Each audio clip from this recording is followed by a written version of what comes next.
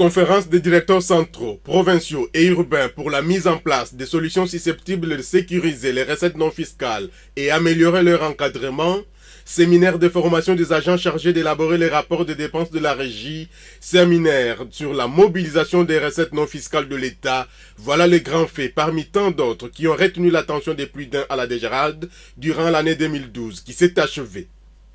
Tout commence le 19 février.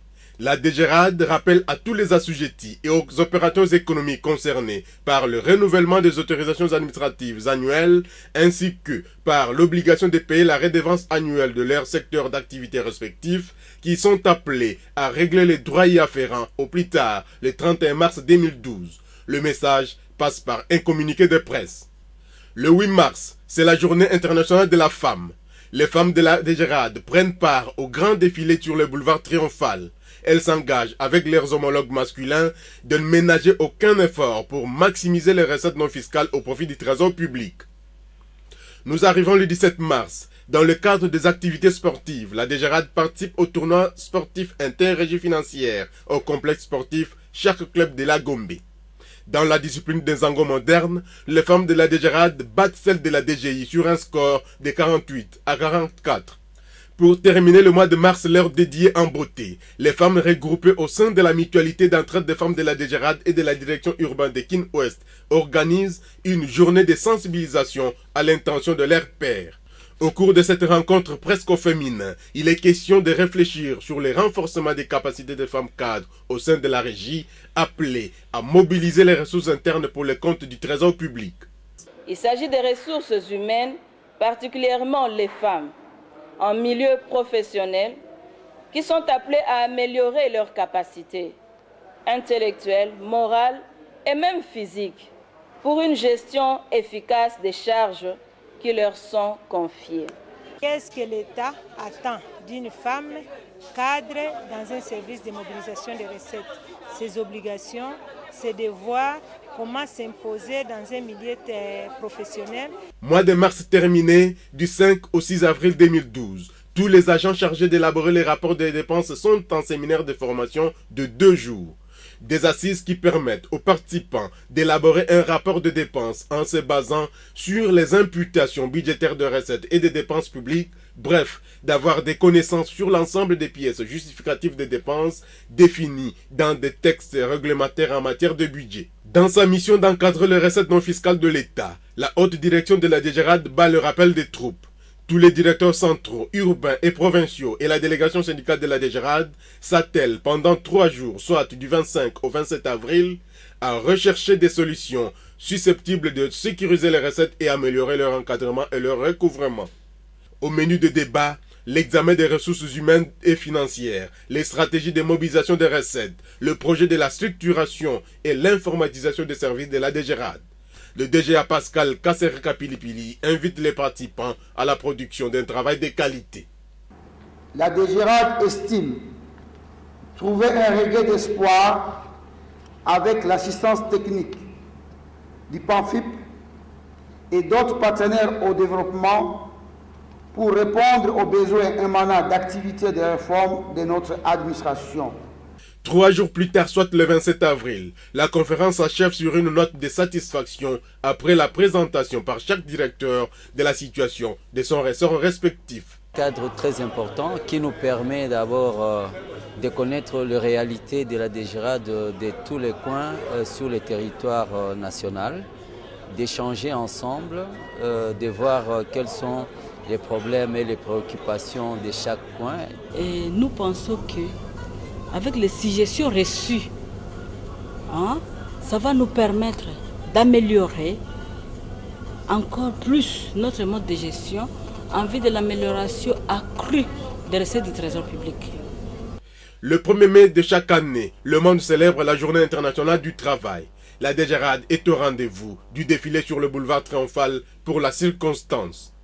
Autour du ministre délégué chargé des Finances le 25 mai, au cours de la réunion de suivi de l'évolution des recettes, l'Argentin national congolais exige aux responsables des régies financières, dont la DGRAD, de mettre tous les directeurs centraux et provinciaux devant leurs responsabilités, une manière de les impliquer davantage dans la maximisation des recettes au profit du trésor public. Le responsable de la DGRAD, comme ceux d'autres régies d'ailleurs, est déterminé à accroître les recettes de l'État devant lui permettre d'exécuter son programme de développement. Nous sommes au mois de juin. Dans un communiqué officiel, la DGRAD rappelle aux opérateurs économiques assujettis à la taxe rémunératoire annuelle l'échéance de son paiement. Compte tenu des enjeux liés à la mobilisation des recettes non fiscales de l'État et aux assignations de l'ordre de 747 milliards de francs pour l'année 2012, un séminaire sur la mobilisation des recettes est organisé pour arrêter des stratégies.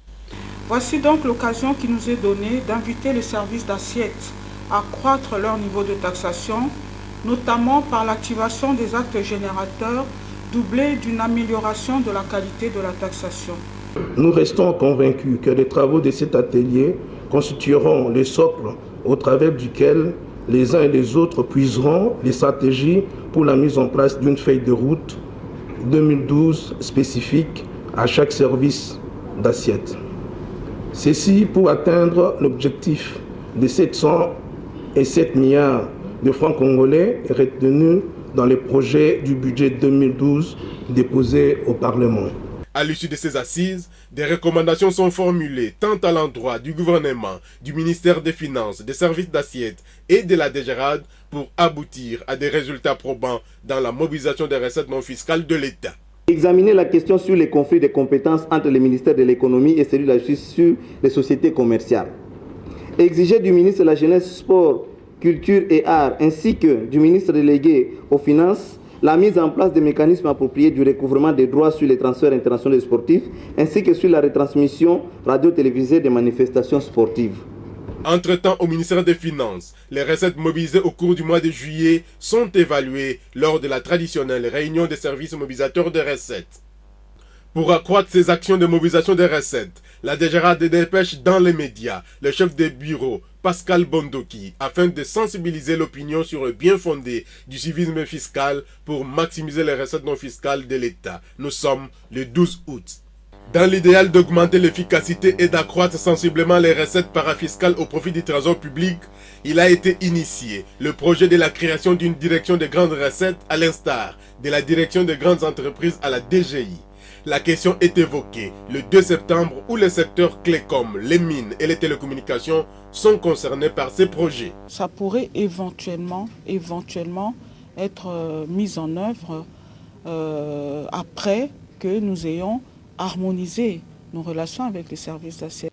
Entre-temps, la DGRAD participe activement à toutes les réunions du suivi de l'évolution des recettes du mois de septembre, au cours desquelles des recommandations sont formulées par le ministre des tutelles pour appeler toutes les régies financières à redoubler d'ardeur dans la mobilisation des ressources internes de l'État. Du 19 au 22 septembre, le ministère des Finances, en collaboration avec l'agence Galaxy Media, organise un séminaire de formation sur le civisme fiscal, réforme et gestion des finances publiques en République démocratique du Congo, à l'intention de plus de 130 professionnels des médias. Les régies financières, dont la DGRAD, apportent leur expertise. Le DG de la DGRAD, Joséphine Soalé, expose sur l'impact des réformes au sein de sa régie financière. Le DGA Félix Emonizili Likala de son côté décortique les mécanismes de recouvrement des recettes non fiscales encadrés par la DGRAD. La DGRAD encadre essentiellement les recettes non fiscales, c'est-à-dire celles qui requièrent une prestation de l'État en contrepartie de la somme payée par un assujetti. Nous sommes au mois d'octobre. Pour peaufiner les stratégies de mobilisation des recettes, la DGRAD organise le 4 octobre une réunion avec les services d'assiette. Objectif, examiner les contraintes qui plombent leurs actions dans la mobilisation des recettes, mais aussi entrevoir les pistes de solutions, même si une certaine évolution s'observe dans la mobilisation au quotidien des ressources internes de l'État. Plus de 31 milliards de francs congolais sont mobilisés par la DGRAD, une illustration parfaite des efforts fournis par cette régie financière.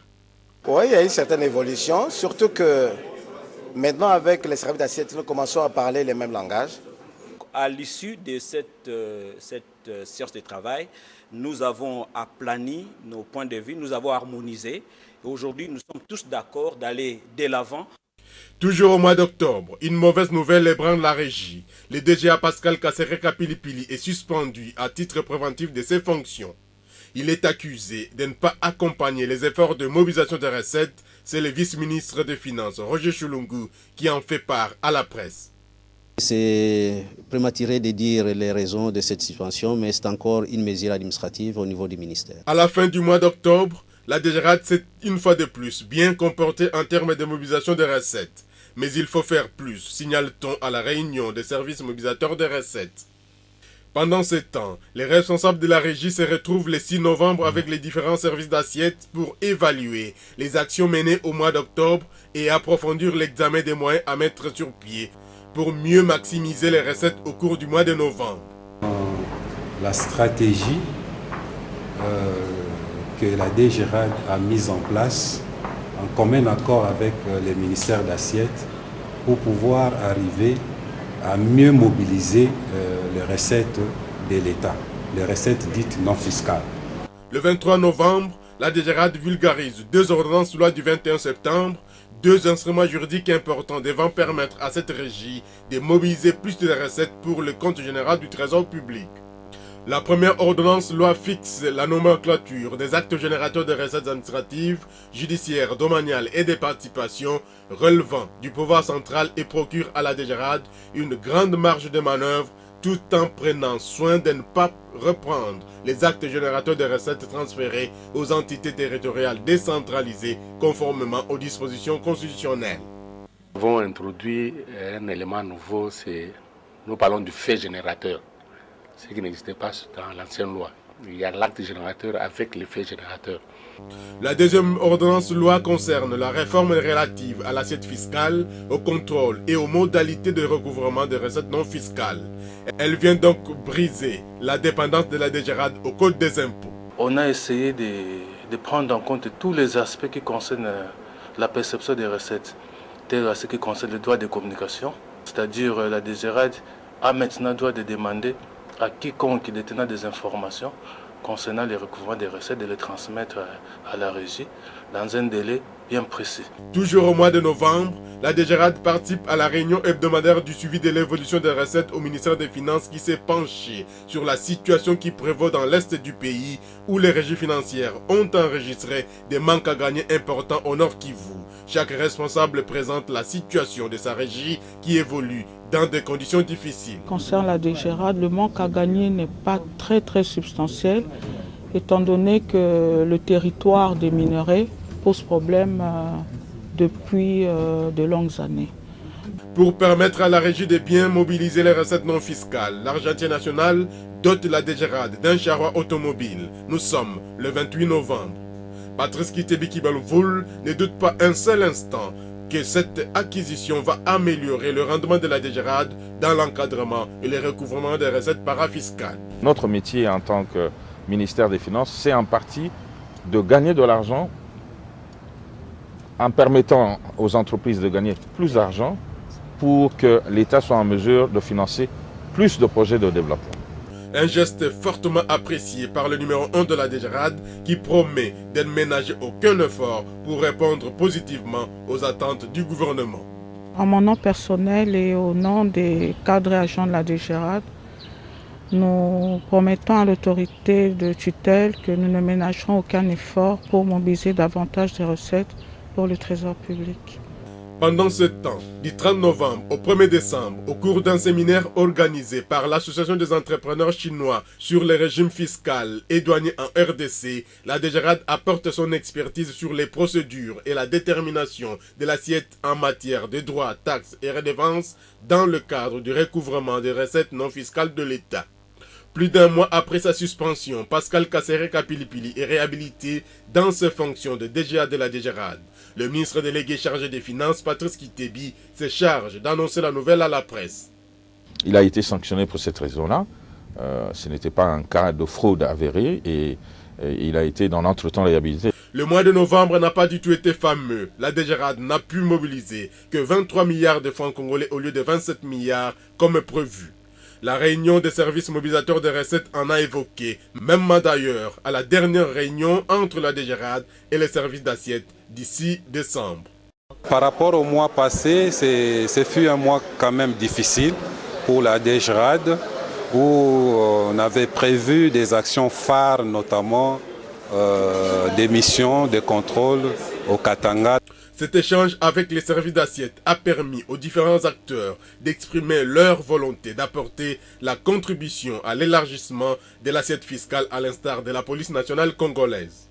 Je crois que c'est une bonne initiative que les autorités ont prise, que de pouvoir rassembler tous les services d'assiette pour qu'on mette l'intelligence ensemble et voir comment définir des stratégies pour un meilleur encadrement des recettes de l'État.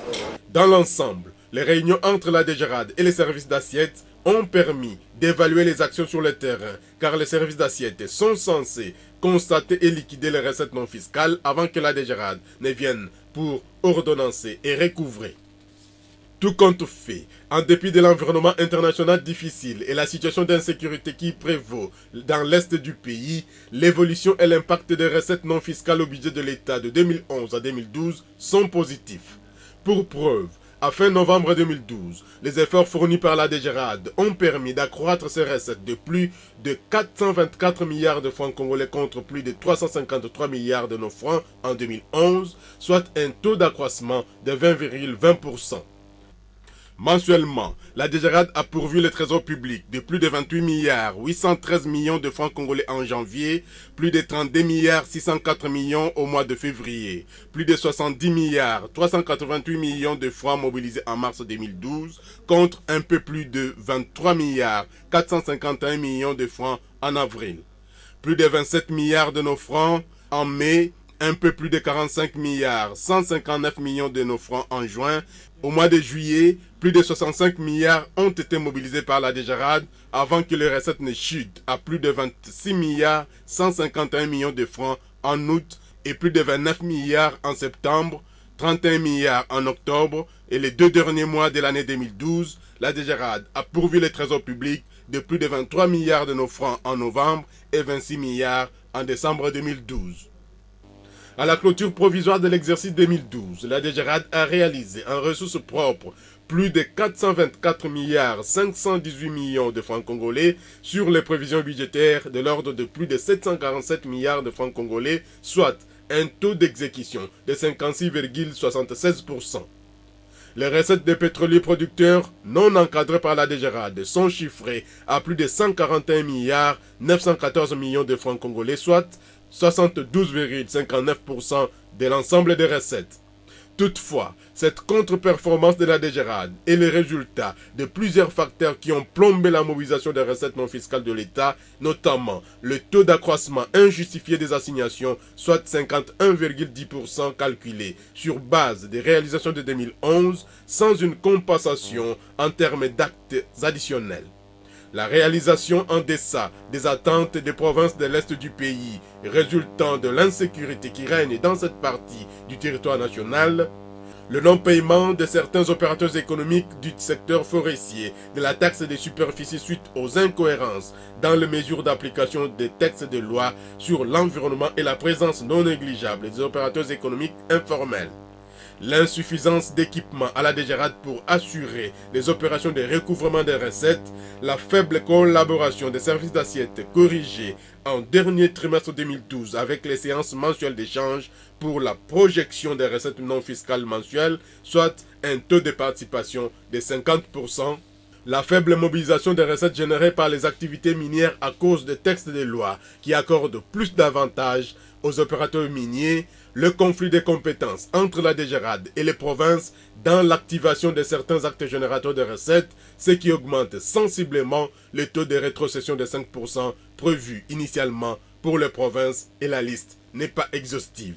En somme, n'eût été tous ces pesanteurs et tant d'autres, la DGRAD aurait réalisé des résultats plus importants. Qu'à cela ne tienne, sur la période de 2012-2016, la DGRAD est déterminée à financer le programme d'action du gouvernement en concentrant ses efforts sur les axes prioritaires des réformes et des stratégies de renforcement de la synergie avec les services d'assiette, d'appui aux opérations d'audit et de contrôle, des dotations en imprimé des valeurs, des réorganisations des services et des procédures, d'informatisation des services, des renforcements des capacités du personnel, des sécurisations des recettes non fiscales etc.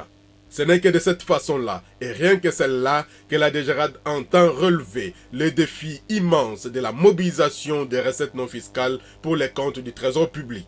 Au regard des enjeux actuels, où l'on parle de plus en plus de l'extension des marchés sous-régionaux et continentaux dans le cadre de la mondialisation, confrontée à une conjoncture mondiale difficile, la DGRAD s'est engagée à relever le défi de la mobilisation tous azimuts des recettes non fiscales, ce en vue d'accompagner le programme d'action du gouvernement qui s'inscrit dans la vision et les idées forces pour le développement et l'émergence de la République démocratique du Congo.